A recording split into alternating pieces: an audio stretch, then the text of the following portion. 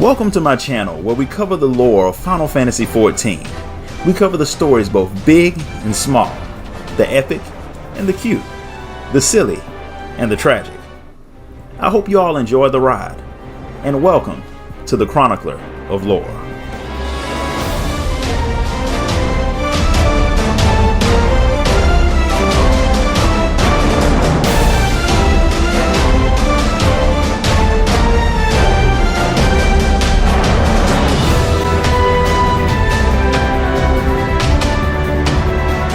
The manager outside of your rooms in the Crystarium is surprised to see you awake after how you got carried in from Mount Gald.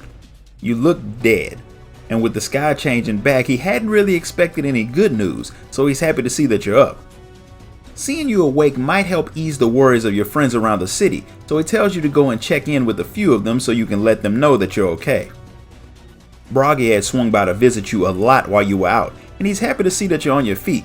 He'd helped carry you in, and you'd had as much life in you as a corpse. He only knew you were alive because you were still breathing, a little. They told him that not only were you almost dead, but the Exarch got kidnapped too, so things are pretty bad. The only good thing is the fact that trade with Youre is back on, so the city won't be hurting for supplies anytime soon. Chesamil was worried about you too. Since she's a healer, she had wanted to help you, but the Scions kept everyone away from you. Reen did tell her that you were showing symptoms of Sin-Eater corruption, so it wasn't like she could really do anything for you anyway. She's seen the Scions running all over the place trying to find a cure for you, but from the looks on their faces, they haven't had any luck. Morn has been going through every book in the Cabinet of Curiosity trying to figure out why the light came back even though all the Light Wardens are dead. He hasn't found anything, and under normal circumstances he would have gone to the Exarch, but with them gone he kinda can't do that right now. So he's glad that you're back on your feet so you can get to searching for the Exarch. Before you do that, he wants you to go see Catalyst. She's getting all the crafters working on prepping everyone for the fight that's coming, even though she doesn't know who they'll actually be fighting.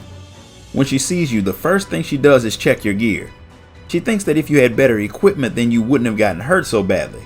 I don't think your gear has anything to do with that, but she's trying to help however she can. Unfortunately, she doesn't have the skill to make your equipment better, but Grunald, the Geralt of the First, could.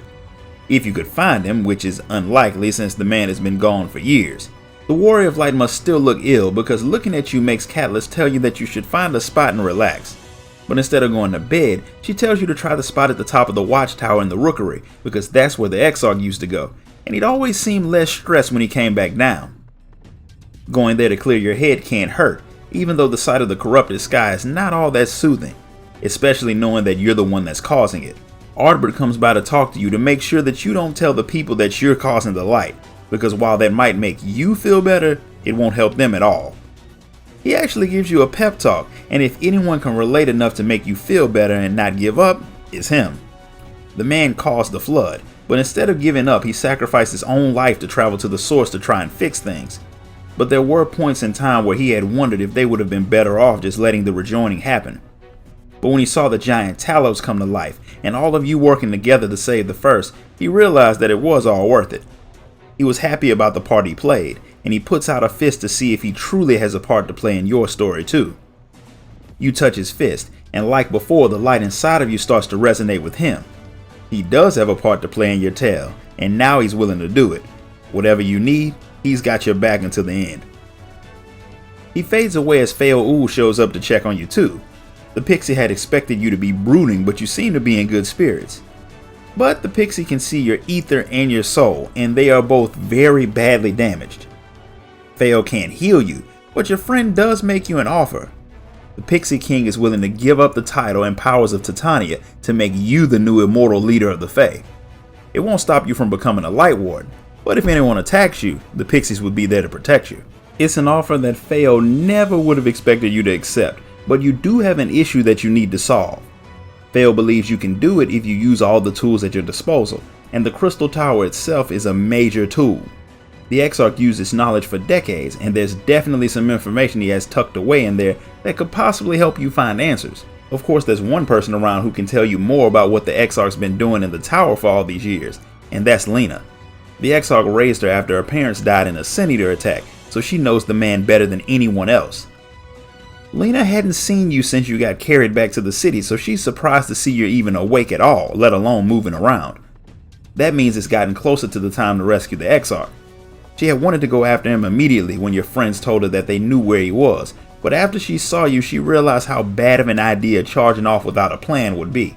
Before the Exarch left, he had given Lena a key to the room at the heart of the tower where he never let anyone else go. He told her not to let anyone in, and she's only supposed to go in the room if the city gets attacked by Sin Eaters. The controls for the barrier that he put up around the city are there. He'd never given her those type of instructions before, so she knew that whatever he had planned wasn't going to end well for him. She wants you to tell her the truth about what you're all fighting, but telling her won't really help, and any information you give might lead to her figuring out what happened to you and the light. Even though you can't answer her questions, she decides to let you into the heart of the tower. Her knowing that you're the warrior of darkness helps motivate her just a little bit, but even though she opened the door for you, she still won't go in. The central room is filled with thousands of books, but looking around does what you had hoped for. It makes the echo show you a vision. This time you see G'raha and Urianger talking. Turns out Urianger hadn't seen a vision of the 8th Umbral Calamity at all. G'raha actually came from a time a few centuries after that calamity happened. He explains it all because he wants Urianger to work with him.